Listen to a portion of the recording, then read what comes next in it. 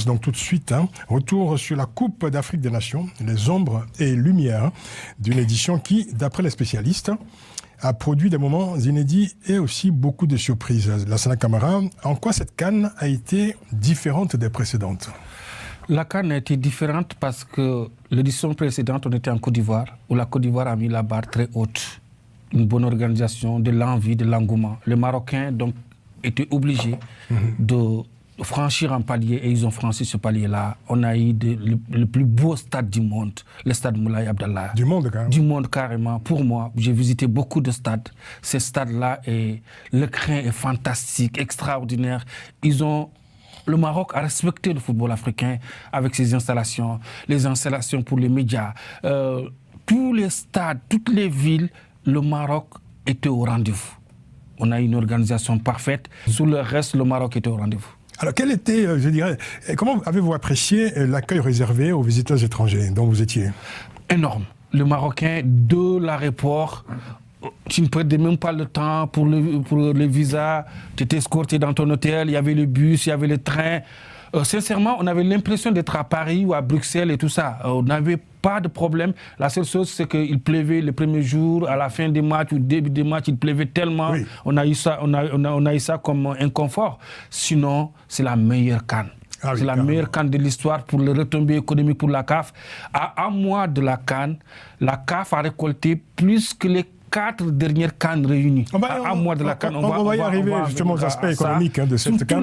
Sur tout le plan, c'était la meilleure CAN de l'histoire jusqu'à la 90e minute. Alors cette CAN était aussi perçue comme une occasion de rapprochement entre l'Afrique subsaharienne et le Maroc et le Maghreb. Le Maghreb représenté donc par le Maroc. Est-ce que vous pensez que cet objectif a été atteint ? Parce que vous ne vous a pas échappé que cette cette CAN est fortement commentée sur les réseaux sociaux et que voilà, donc il y a beaucoup de sentiments, beaucoup d'émotions, beaucoup de commentaires qui se télescopent, s'entrechoquent, etc. Est-ce que vous pensez qu'il y a eu cette rencontre entre les deux Afriques, si je puis dire, ces deux parties de l'Afrique, celle du Nord et celle du Sud du Sahara? Il y a eu cette rencontre-là jusqu'à la 90e minute, comme je l'ai dit, parce qu'on est rentré dans l'irrationnel, le racisme s'est déversé sur les réseaux sociaux, parce que cette CAN-là, pourquoi on a eu ce problème-là à la 90e minute? Parce que depuis le début de cette CAN-là, le racisme, le complot, le coup bas, le rumeur ont déversé sur les réseaux sociaux. Ils ont pris le pouvoir. L'arbitrage, on a eu des problèmes d'arbitrage, mais ça a été enflé. On ne contrôle plus rien. C'est pour cela que pendant ce match-là, entre le Sénégal et le Maroc, à la 90e minute, parce que l'arbitre avait sifflé avant même que le but soit rentré, mais le public n'a pas vu, et beaucoup de gens n'ont pas vu l'arbitre siffler, et c'est ça qui a envenimé. Et d'ailleurs, même le penalty pour le Maroc, c'était un penalty. Mais tellement que les gens avaient dans leur tête que la Coupe d'Afrique était déjà vendue au Maroc, était déjà proposée au Maroc, et qu'on ne peut rien faire, le Maroc va gagner la Coupe d'Afrique en magouillant, en jouant mal, en faisant n'importe quoi, le Maroc va gagner. Et c'est ça qui a fait qu'on est rentré dans l'irrationnel. Personne ne contrôle personne. Là, c'est dramatique pour l'image du football africain. Tout ce qu'on avait construit pendant un mois, le storytelling pour dire que l'Afrique peut être au rendez-vous, que l'Afrique peut avoir les standards internationaux, parce que le Maroc avait proposé ça, on a tout gâté. On a tout gâté pendant 20 minutes irrationnelles, pendant 20 minutes où moi, personnellement, j'avais honte d'être africain. Et tout en chacun, on avait honte d'être africain parce qu'on ne savait pas, est-ce que la finale, ça va s'arrêter là?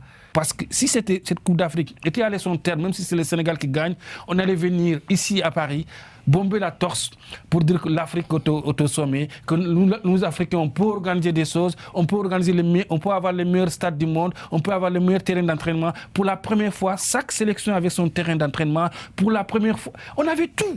Tout était réuni pour vendre le produit africain. Et pour la première fois, il y a plus de 200 télévisions qui diffusaient ce match.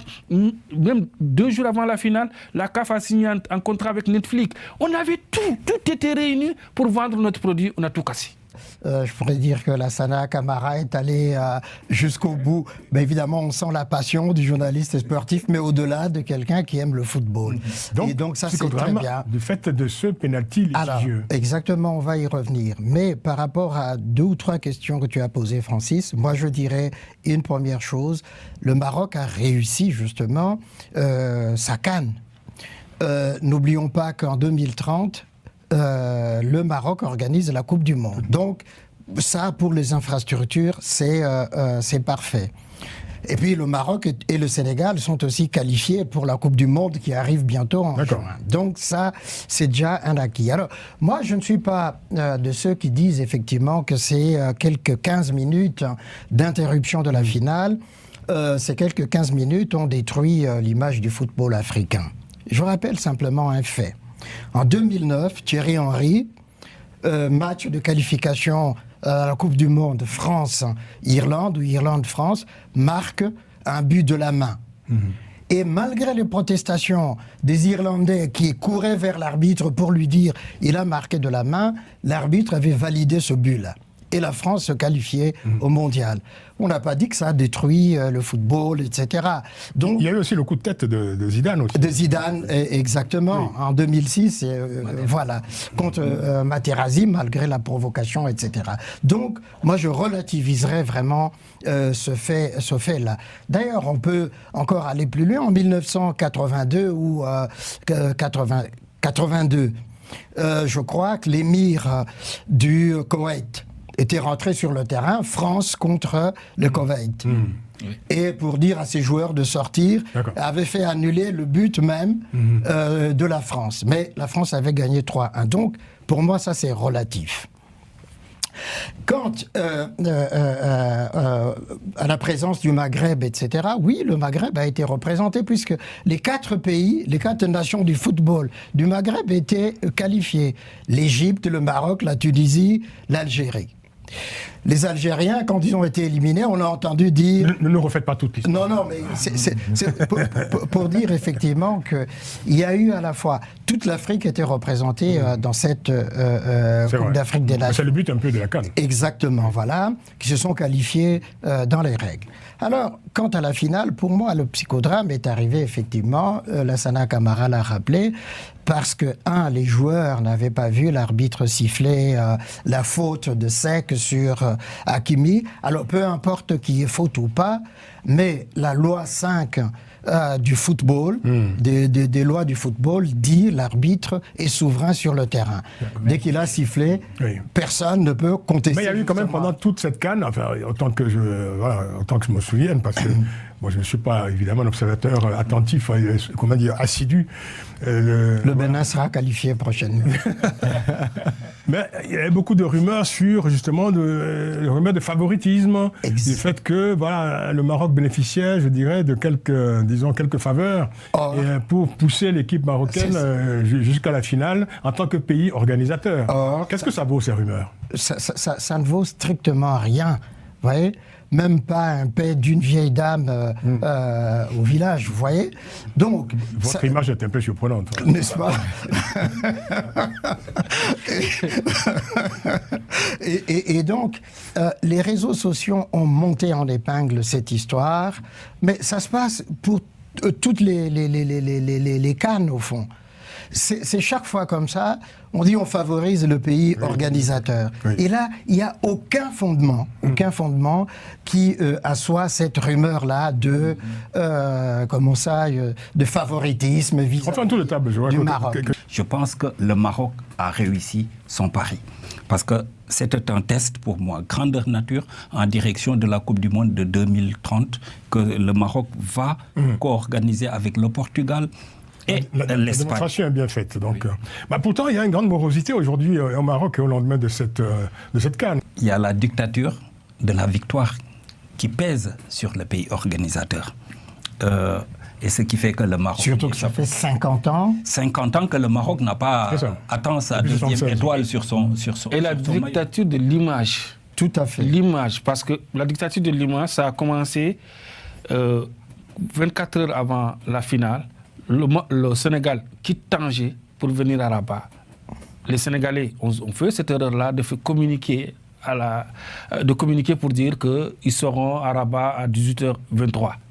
Les supporters sénégalais sont venus en masse accueillir leur équipe.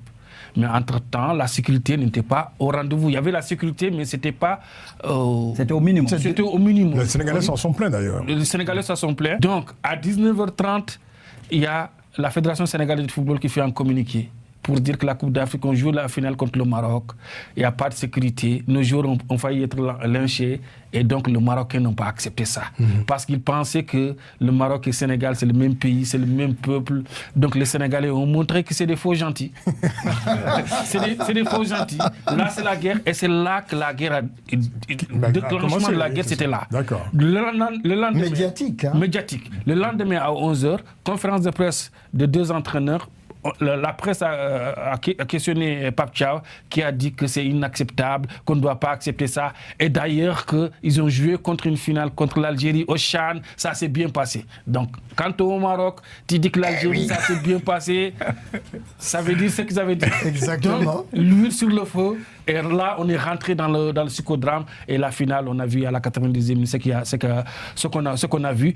Je vais vous citer le ministre marocain de l'Industrie et du Commerce. C'est là où j'allais en venir. Riyad Mezour, Oui, qui dit, selon lui, c'est la CAN la plus rentable de l'histoire pour l'organisateur, donc le Maroc, pour la CAF aussi, et c'est, dit-il, la CAN la plus rentable de l'histoire pour le pays hôte. Oui. Et donc voilà, il a cité un certain nombre, évidemment, d'éléments, les revenus directs de la CAN en termes touristiques, en termes de création d'emplois, en termes d'accélération de la consommation et de l'implication des PME et des investissements des PME. Voilà, donc le Maroc est content de c'est une belle affaire, quoi. Ben oui, parce que les investissements rentabilisés se montrent à 40 milliards d'euros. Et les investissements qui sont prévus en direction de 2030 remontent à 220 milliards d'euros. Et en termes de suivi ou bien de public, donc on a eu 1,17 millions de spectateurs dans les stades. C'est pas mal. Et en termes d'entrée, on se retrouve avec 1,25 million de supporters qui étaient présents dans les gradins. À côté de cela, donc, il y a les avantages pour les PME, les hôtels, parce que tous les hôtels étaient remplis. Et tous les centres ou bien les villes où il y avait des compétitions, que ce soit à Tanger, que ce soit à Rabat, les hôtels étaient remplis. Et donc c'est une affaire qui marche, là. C'est une affaire qui marche. C'est la meilleure Coupe d'Afrique des Nations. Un mois avant la compétition, ils ont eu plus que les 4 dernières Coupes d'Afrique réunies, la CAF. Oui. Et pour le Maroc, ça va être extraordinaire. Oui. Et c'est la meilleure Coupe d'Afrique. Et ça sera la meilleure Coupe d'Afrique pour beaucoup d'années. Ah bon? Ouais, pour beaucoup d'années. Pourquoi vous dites ça? Peut-être que la prochaine sera encore plus... La CAF va descendre du train.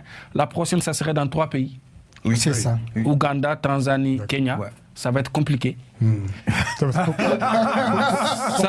ça sera compliqué? Ça va être compliqué parce qu'ils ont joué le Chan là-bas. Les conditions ne sont pas très réunies.